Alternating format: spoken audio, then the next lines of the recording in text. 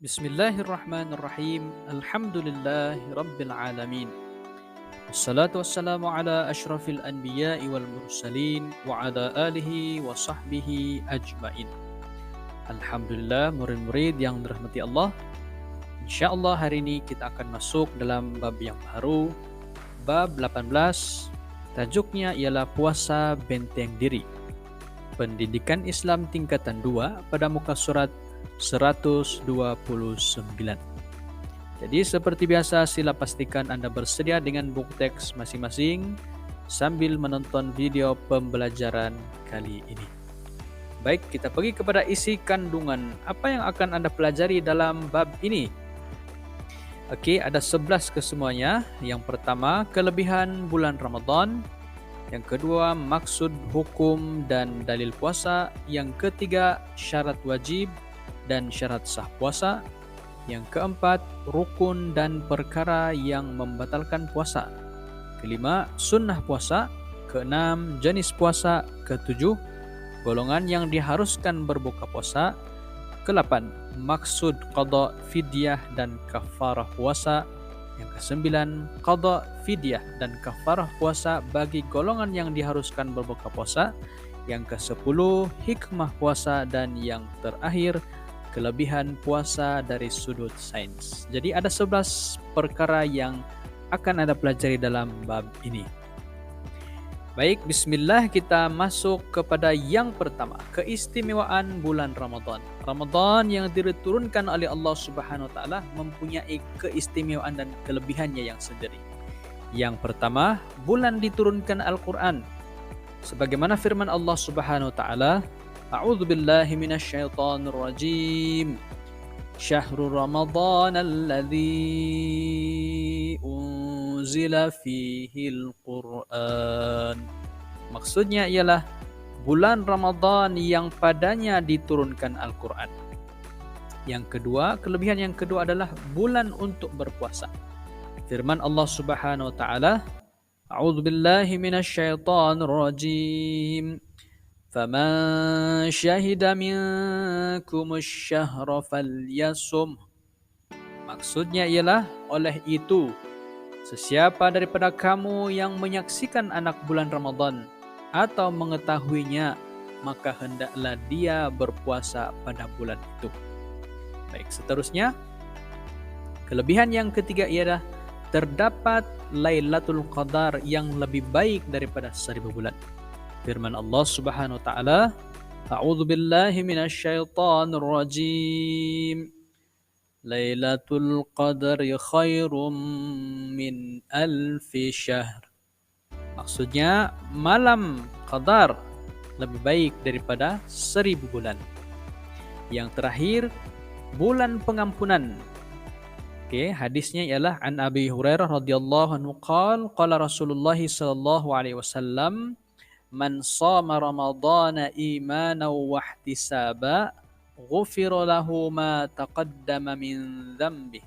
Maksudnya, sesiapa yang berpuasa Ramadan dengan penuh keimanan dan pengharapan, yakni pahala, maka diampuni dosa-dosanya yang telah terdahulu.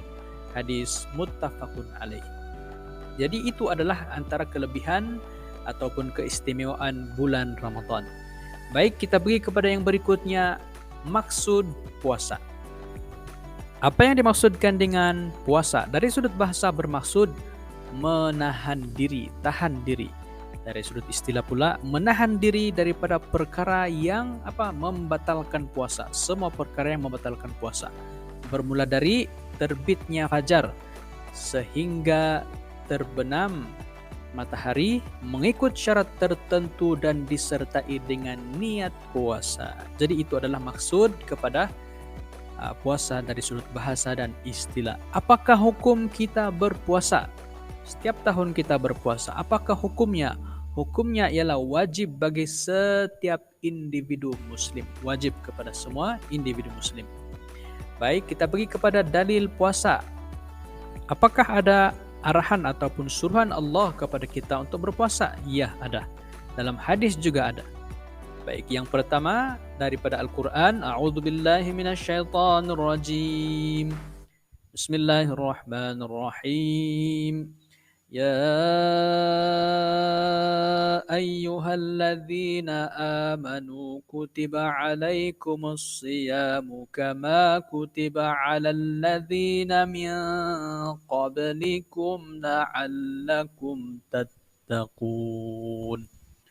Maksudnya ialah, wahai orang yang beriman, kamu diwajibkan berpuasa sebagaimana diwajibkan kepada orang yang terdahulu daripada kamu, supaya kamu bertakwa.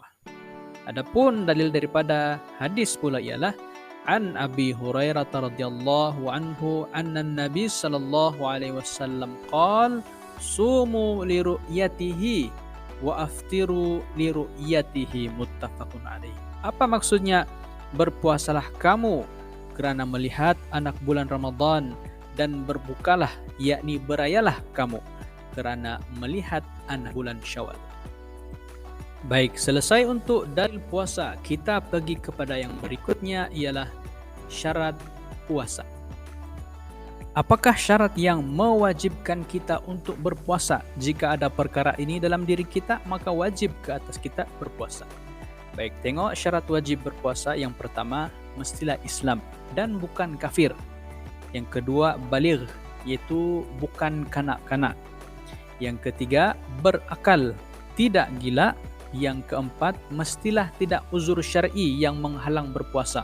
Contohnya haid atau nifas, gila walaupun seketika, dan pitam sepanjang hari. Yang kelima, kita tengok yang ke sebelah kanan atas. Yang kelima, tidak uzur syar'i yang mengharuskan berbuka puasa. Contohnya dalam keadaan musafir, sakit yang memudaratkan, ataupun orang tua atau pesakit yang tiada harapan untuk sembuh. Jadi itu adalah syarat wajib berpuasa. Baik, untuk syarat sah puasa pula ada 3 sahaja. Yang pertama, seperti tadi, Islam bukan kafir. Yang kedua, mumayyiz, boleh membezakan yang baik dan yang buruk. Dan yang ketiga, tidak uzur syar'i yang menghalang berpuasa. Contohnya macam tadi, haid atau nifas, gila walaupun seketika, dan pitam sepanjang hari. Jadi itu adalah syarat untuk berpuasa. Baik, kita pergi kepada yang berikutnya, rukun puasa. Rukun puasa ada 2 sahaja. Okey, yang pertama, niat puasa dalam hati. Okey, lafaznya ialah nawaitu shauma ghadin an adai fardhi syahri ramadhana hadhihi sanati lillahi ta'ala. Apa maksudnya? Sahaja aku berpuasa esok hari kerana mengerjakan fardu Ramadan pada tahun ini kerana Allah Ta'ala. Itu yang pertama. Yang kedua, tidak melakukan perkara yang membatalkan puasa. Maka ini adalah rukun puasa. Ada 2 sahaja. Baik, kita pergi kepada yang berikutnya. Apakah perkara yang membatalkan puasa dan perkara yang makruh ketika berpuasa? Baik, perkara yang membatalkan puasa ialah yang pertama, makan dan minum. Sudah tentu membatalkan puasa. Yang kedua, muntah dengan sengaja. Yang ketiga, haid atau nifas. Keempat, mengeluarkan air mani dengan sengaja. Okey, yang kelima, pitam sepanjang hari. Yang keenam, hilang akal, sama ada mabuk ataupun gila. Yang ketujuh, memasukkan sesuatu ke dalam anggota badan melalui rongga terbuka. Antara rongga terbuka adalah hidung, mulut, telinga. Yang ke-8, bersetubuh, juga membatalkan puasa. Dan yang 9, murtad ataupun keluar daripada Islam. Untuk perkara makruh, yang ini adalah perkara yang dibenci dalam agama. Walaupun tidak membatalkan, tetapi dibenci di dalam agama. Maka seelok-eloknya kita meninggalkan perkara ini. Yang pertama, tidur berlebihan pada siang hari. Yang kedua, merasa makanan di lidah tanpa menelannya. Dia hanya merasa. Makruh. Yang ketiga, berkumur atau memasukkan air ke hidung secara berlebihan. Yang keempat, mandi wajib selepas fajar. Yang kelima, berbekam. Yang keenam, mandi secara berlebihan untuk menyegarkan badan.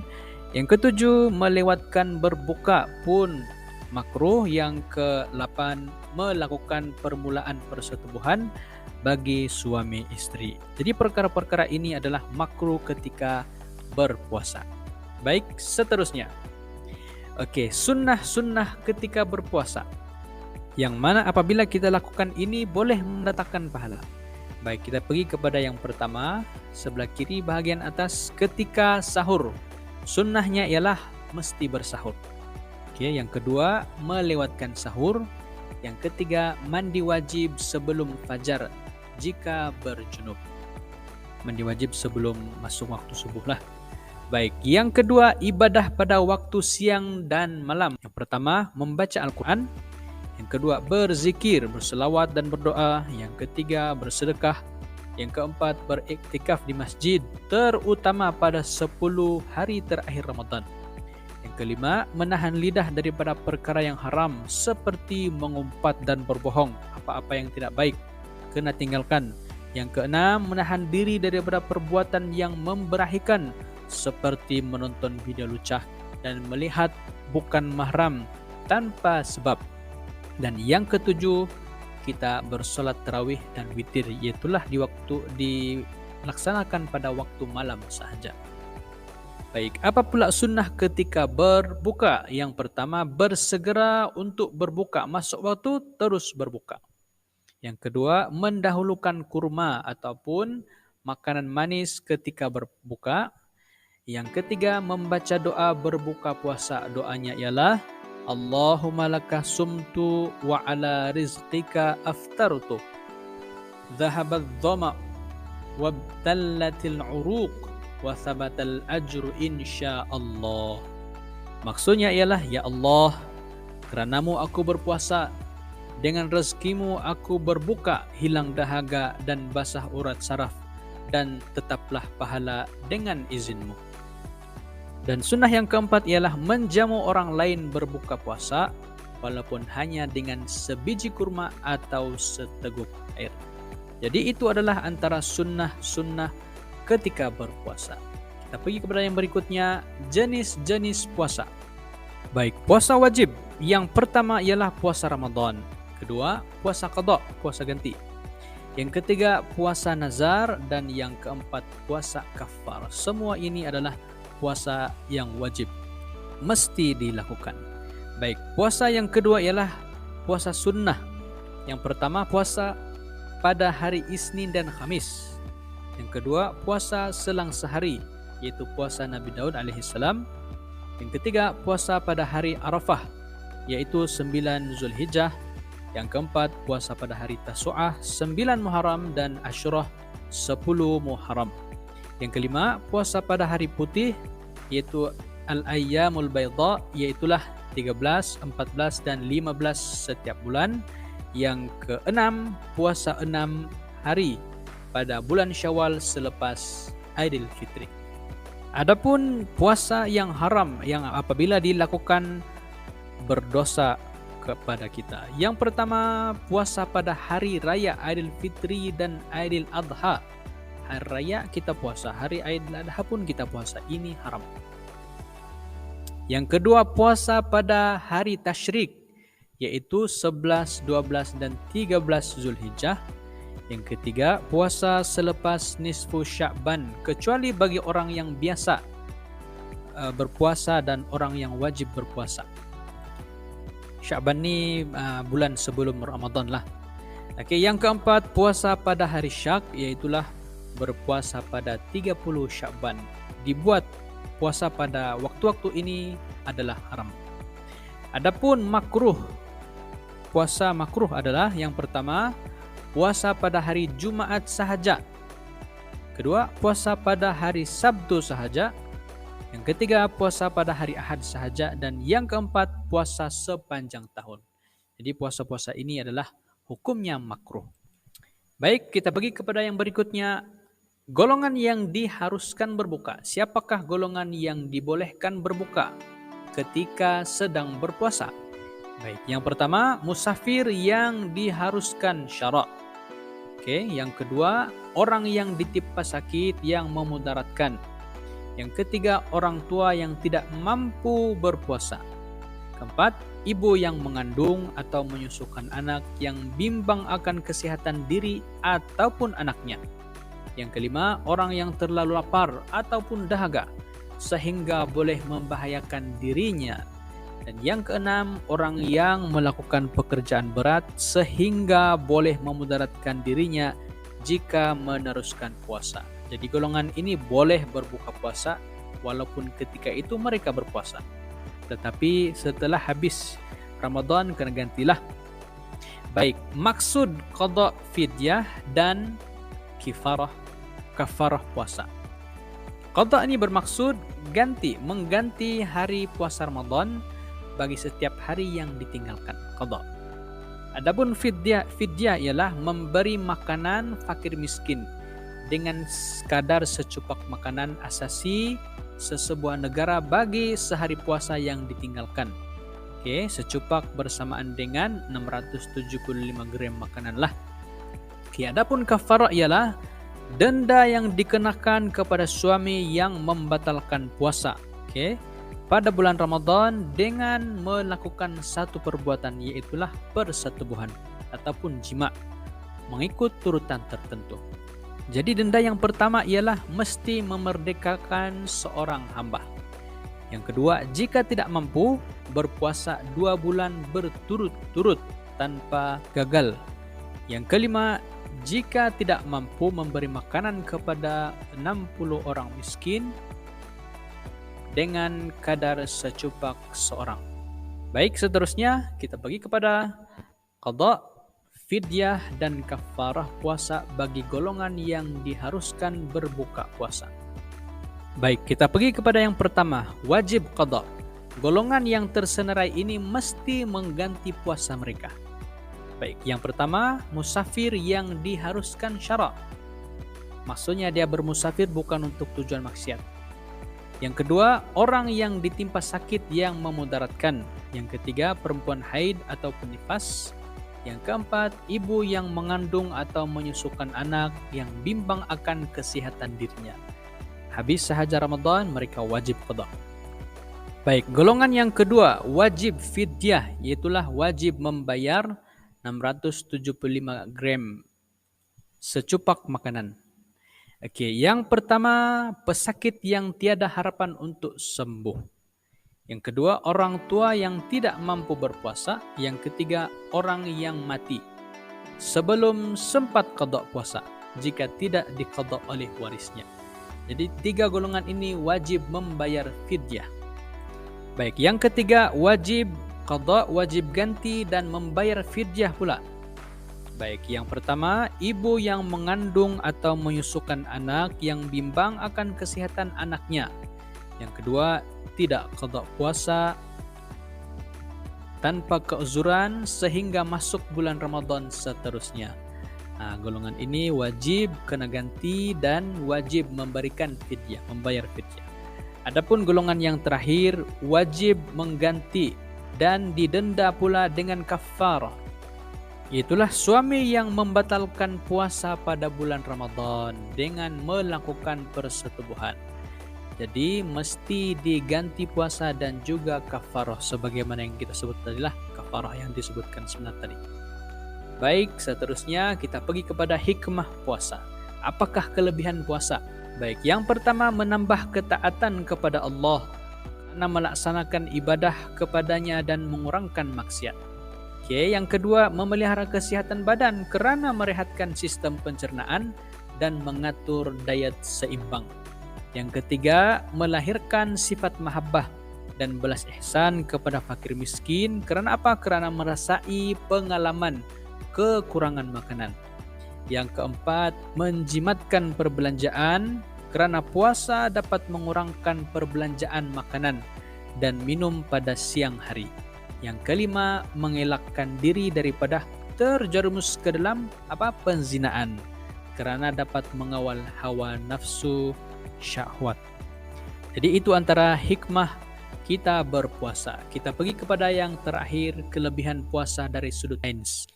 Baik, yang pertama, puasa merupakan satu daripada proses detoksifikasi yang baik. Proses detoksifikasi ialah proses menyucikan dan membersihkan badan daripada racun dan toksin. Yang kedua, puasa dapat menyembuhkan atau membantu mempercepat proses penyembuhan penyakit seperti asma, radang sendi, susah tidur, sakit kulit, dan juga gangguan pada sistem penghadaman.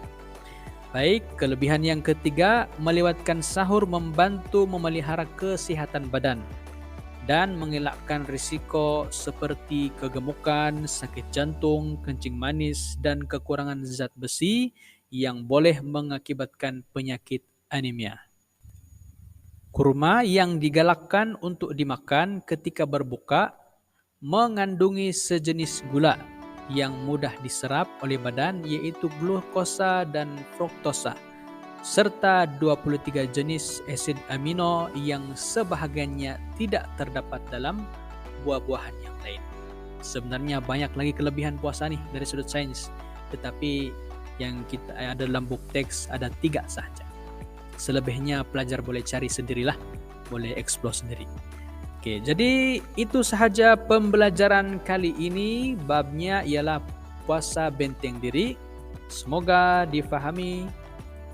Kita bertemu lagi dalam pembelajaran yang akan datang. Aqulu qouli hadza wa astaghfirullahal-azim li wa lakum wa lisairil muslimin wal muslimat. Assalamualaikum warahmatullahi wabarakatuh.